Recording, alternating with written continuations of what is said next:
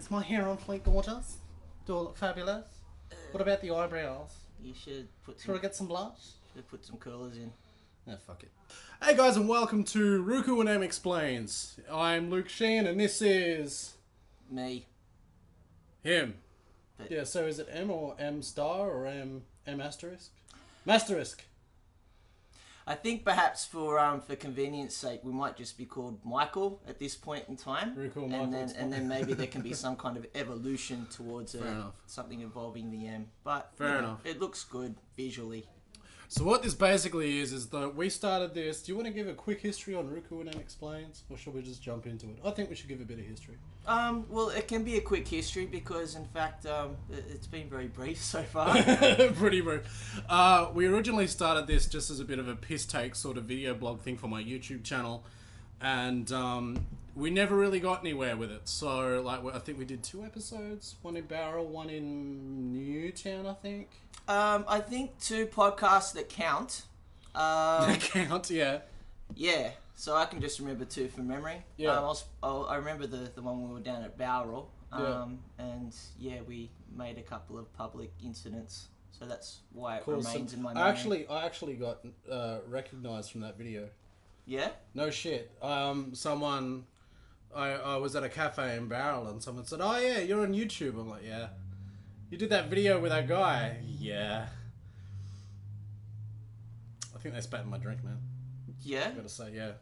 Well, that's a claim to Or fame. maybe a little claim to fame. There we go. Well, that's our brief history. We explained Bowral. And we had some feedback by one person. All of one person. So that's cool. So that And then we did. I think it was Ruku and Explain Barrel, and then it was the one in Marrickville. Newtown, where we did the Star Wars series. Ah, yeah. We riffed on Star Wars a bit. I mean, we could continue that if you like. No, the new one's coming out. The new episode 7's coming out. You excited? You pumped? Yeah. I was having a bit of a conversation with a friend about it this morning, actually, where and she's one of those normal people that haven't really watched the Star Wars movies. Not a nerd. Yeah, so it was a bit of a unique conversation that way. Yeah.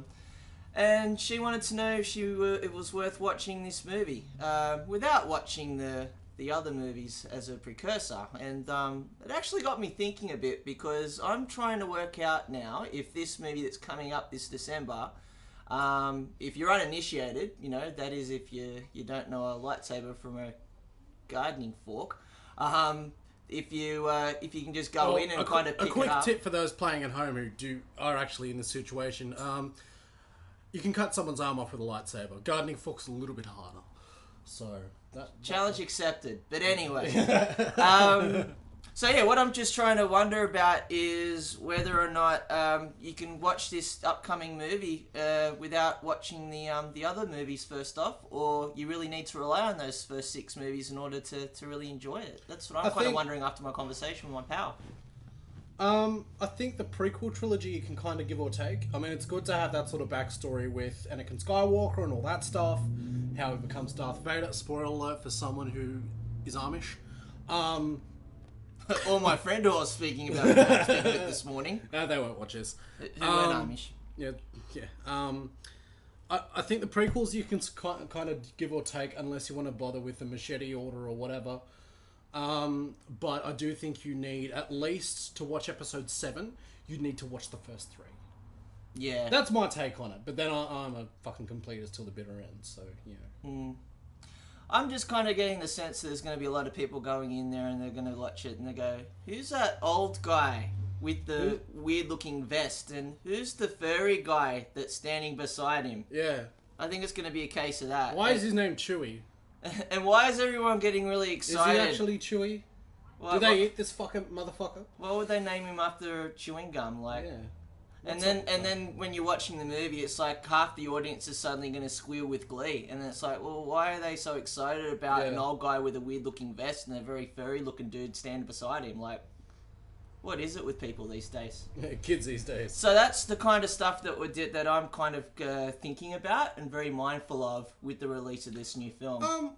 No, I think you could look, you could go into it none the wiser and going, okay, this is episode 7. But the thing is, it is an episode 7. It is part of a series, part of a saga, if you will. You're going to have to watch the others at some point. And if episode 7 is your introduction, then probably be a little bit disappointed the effects aren't up to scratch, because the original were made. I think the originals were like, I think Star Wars 1 was 1977. Yeah. Star Wars 4 rather, A New Hope. Yeah. Yeah. And that's where it gets a bit complicated when you're talking with the uninitiated. They're like, why didn't it start off at 1? That's one of the big questions you get immediately, and it's like, this conversation is over. Yeah, you're dead to me. It's too hard. Even if you are new to Star Wars, fucking watch the originals, then watch the new one. But I tell you what, man, that trailer, I think it was teaser number 2 that came out around Comic-Con, sort of, or at least that. The one where you see the Darth Vader mask, basically. The one that kind of shows everything. I fell in fucking love.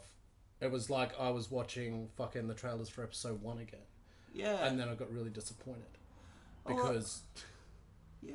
I don't know. I've kind of let go a lot of my disdain for the original for the prequel trilogy, especially Attack of the Clones. Like episode 1, I could give or take. Episode 3 was amazing. Episode 2 was like, really, you know. I kind of think like the first episode's optional viewing. You know, you don't necessarily have to watch it. And I suppose that's a pro tip for the uninitiated. You don't have to watch the first episode. I mean, it's good to see Anakin's origins.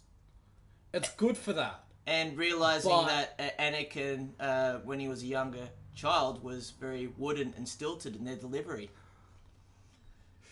That's why I don't work. Actually, I can't say that anymore. I was going to say that's why you don't work with children, but for this animation that I've got coming out, I actually had a child actor, so... Okay. I can't say that anymore. So sad. Yeah. So sad. I can't keep that as a little... Well, that's what happens when you don't do your working with children's check before going in projects like that. Well, you know. Remember, kids, 15 will get you 20. In New South Wales. Yeah. The next episode, Ruku and Em explain Queensland.